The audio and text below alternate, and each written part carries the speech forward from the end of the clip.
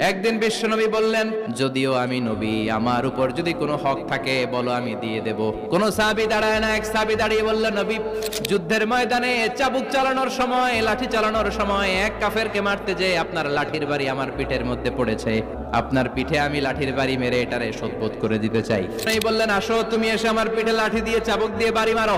সাহাবী বলে, ও নবী, তখন দুর্ভিক্ষের সময়ের যুদ্ধ ছিল, আমাদের গায়ে জামা ছিল না।